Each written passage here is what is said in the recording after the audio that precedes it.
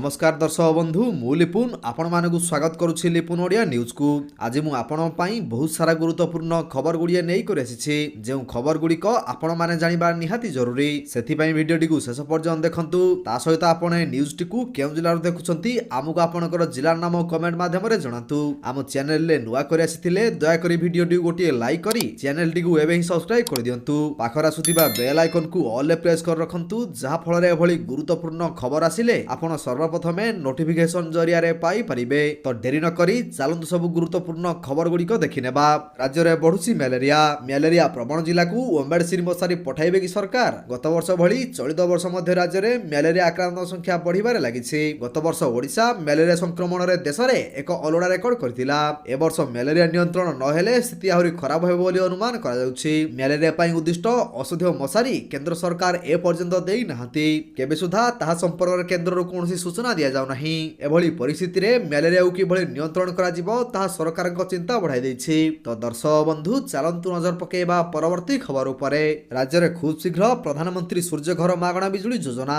प्रमुख शासन सचिव शाश्वत मिश्र समीक्षा। राज्य में शीघ्र कार्यकारी हेबो प्रधानमंत्री सूर्य घर मागणा बिजुली योजना। एने शक्ति विभाग प्रमुख शासन सचिव शाश्वत मिश्र समीक्षा करिसंती। एही योजना रे किभली अधिकरु अधिक लोक लाभवान होई पारिबे सेने सचेतनता सृष्टि करिबाकू आगामी दिन रे पदक्षेप निया जिवो बोली बैठक रे कुहा जायछि। या कार्यकारी हेले उपभोक्ता निज घर छात उपरे सोलार पैनल लगाई 300 यूनिट पर्यंत मागणा बिजुली व्यवहार करि परिबे। तो दर्शक बंधु चलंतु नजर पकेबा परवर्ती खबर उपरे। खूब शीघ्र मरामती हेबो रत्न भंडार। हजि आइथिबा चाबी षडयंत्र हेबो खुलासा। सूचना देले आईन मंत्री। प्रत्नतात्विक सर्वे ऑफ इंडिया खूब शीघ्र पुरी श्री जगन्नाथ मंदिर रत्न भंडार मरामती कार्य आरंभ करिबो। एएसआई रत्न भंडार प्राथमिक जांच करि सारिछि बोली आईन मंत्री पृथ्वीराज हरिचंदन रविवार दिन गणमाध्यम को कहिसंती। से कहिसंती रत्न भंडार बाह्य और भीतर कोठरी गुड़िकर मरामती प्रक्रिया खूब शीघ्र आरंभ हेबो। तो दर्शक बंधु चलंतु नजर पकेबा परवर्ती खबर उपरे। पुणी लघुचाप आहुरी 4 दिन प्रबल वर्षिब। उत्तर बंगोपसागर एवं तत्संलग्न पार्श्ववर्ती अंचल में सृष्टि होइथिबा लघुचाप क्षेत्र जोगु उत्तर और उपकूल ओडिशा रे प्रबल वर्षा हेबार संभावना नहीं सतर्क कराइछि पाणीपाग विभाग। एहार प्रभाव रे राज्य रे आगामी 4 दिन प्रबल वर्षा हेबो बोली सतर्क कराइछि पाणीपाग विभाग। पाणीपाग विभाग सूचना अनुसार गांगे पश्चिम बंग एवं संलग्न उत्तर पश्चिम बंगोपसागर रे एक लघुचाप क्षेत्र सृष्टि होइछि। तो दर्शक बंधु चलंतु नजर पकेबा परवर्ती खबर उपरे। पीएम आवास योजना रे बड़ घोषणा। खूब शीघ्र समस्त को मिलिबो मागणा घर।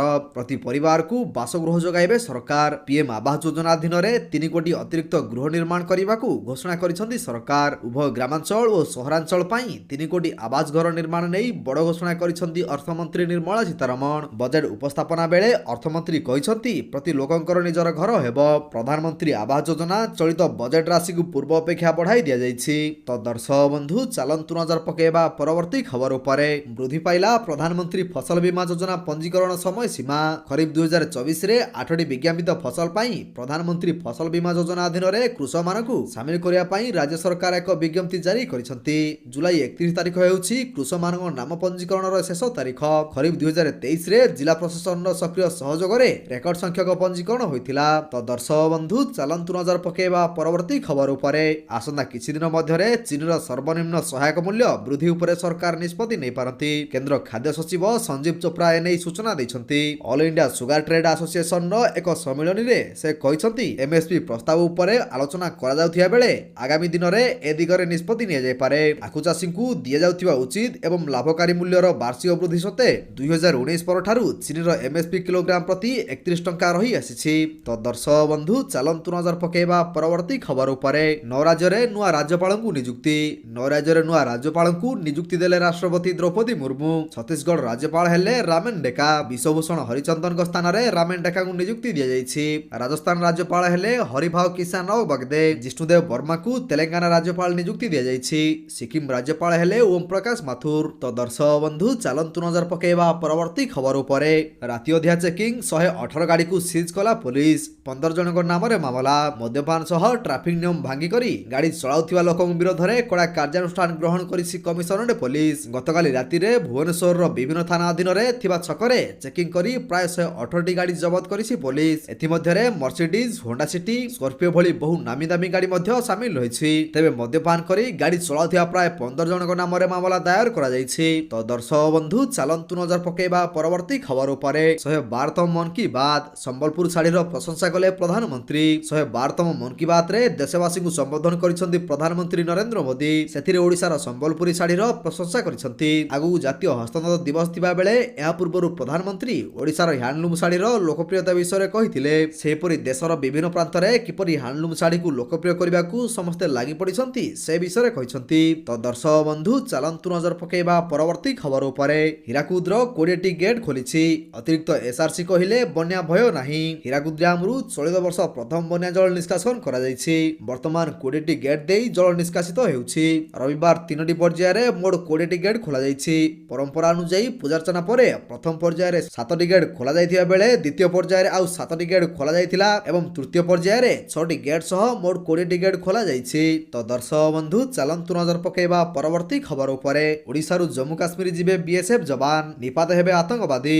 ମାଲକାନଗିରି ଓ କୋରାପୁଟରୁ ଜମ୍ମୁ କାଶ୍ମୀର ସ୍ଥାନାନ୍ତରିତ ହେବେ ବିଏସ୍ଏଫ୍ ଯବାନ। ଏଠାରୁ 2000 ବିଏସ୍ଏଫ୍ ଯବାନ ଜମ୍ମୁ କାଶ୍ମୀର ଯିବେ। ସୀମାରେ ଏବେ ଆତଙ୍କବାଦୀଙ୍କ ଦୌରାତ୍ମ୍ୟ ବୃଦ୍ଧି ପାଉଥିବାରୁ ଏବଂ ସେଠାକାର ଲଗାତାର ଯବାନ ଶହୀଦ ହେବା ଘଟଣାକୁ ନେଇ ପାକିସ୍ତାନକୁ ଚେତାବନୀ ଦେଇଛନ୍ତି ଭାରତ ସରକାର। ଏହା ସହ ସୀମାନ୍ତ ଜମ୍ମୁ କାଶ୍ମୀରରୁ ଆତଙ୍କବାଦୀଙ୍କୁ ନିପାତ କରିବାକୁ ସରକାର ନେଇଛନ୍ତି କଡ଼ା ପଦକ୍ଷେପ। ତେବେ ଓଡ଼ିଶାରୁ ସେଠାକୁ 2ଟି ବାଟାଲିୟନକୁ ସ୍ଥାନାନ୍ତର କରିବାକୁ ନିଷ୍ପତ୍ତି ନିଆଯାଇଛି। ତ ଦର୍ଶକ ବନ୍ଧୁ ଚାଲନ୍ତୁ ନଜର ପକାଇବା ପରବର୍ତ୍ତୀ ଖବର ଉପରେ। ରକ୍ତମୁଖା ଇସ୍ରାଏଲ ସେନା, ଗାଜା ବାଳିକା ବିଦ୍ୟାଳୟରେ ଏୟାର ଷ୍ଟ୍ରାଇକ୍ ହୋଇଛି। 31 ମୃତ।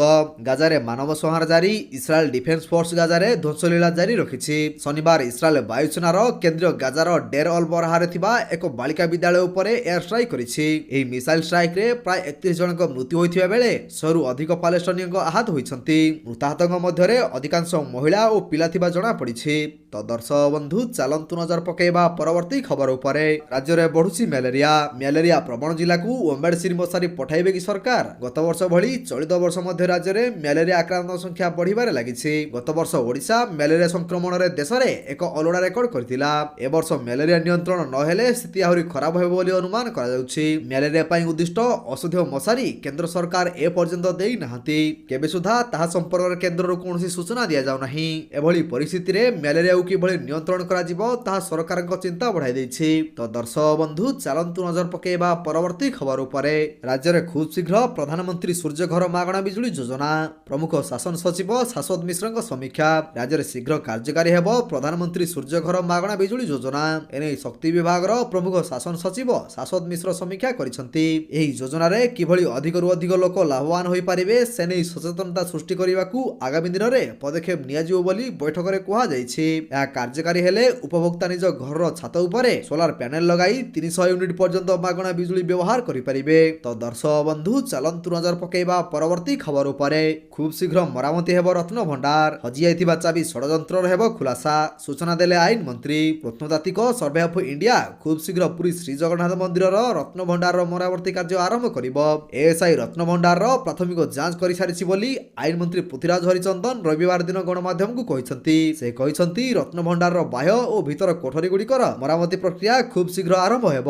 ତ ଦର୍ଶକ ବନ୍ଧୁ ଚାଲନ୍ତୁ ନଜର ପକାଇବା ପରବର୍ତ୍ତୀ ଖବର ଉପରେ। ପୁଣି ଲଘୁଚାପ, ଆହୁରି 4 ଦିନ ପ୍ରବଳ ବର୍ଷିବ।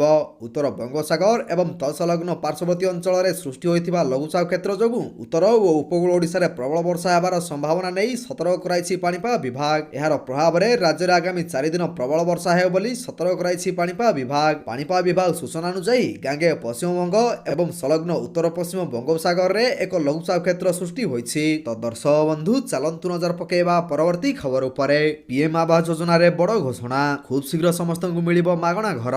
ପ୍ରତି ପରିବାରକୁ ବାସଗୃହ ଯୋଗାଇବେ ସରକାର। ପିଏମ୍ ଆବାସ ଯୋଜନା ଅଧୀନରେ 3 କୋଟି ଅତିରିକ୍ତ ଗୃହ ନିର୍ମାଣ କରିବାକୁ ଘୋଷଣା କରିଛନ୍ତି ସରକାର। ଉଭୟ ଗ୍ରାମାଞ୍ଚଳ ଓ ସହରାଞ୍ଚଳ ପାଇଁ 3 କୋଟି ଆବାସ ଘର ନିର୍ମାଣ ନେଇ ବଡ଼ ଘୋଷଣା କରିଛନ୍ତି ଅର୍ଥମନ୍ତ୍ରୀ ନିର୍ମଳା ସୀତାରମଣ। ବଜେଟ୍ ଉପସ୍ଥାପନା ବେଳେ ଅର୍ଥମନ୍ତ୍ରୀ କହିଛନ୍ତି ପ୍ରତି ଲୋକଙ୍କର ନିଜର ଘର ହେବ। ପ୍ରଧାନମନ୍ତ୍ରୀ ଆବାସ ଯୋଜନା ଚଳିତ ବଜେଟ୍ ରାଶିକୁ ପୂର୍ବ ଅପେକ୍ଷା ବଢ଼ାଇ ଦିଆଯାଇଛି।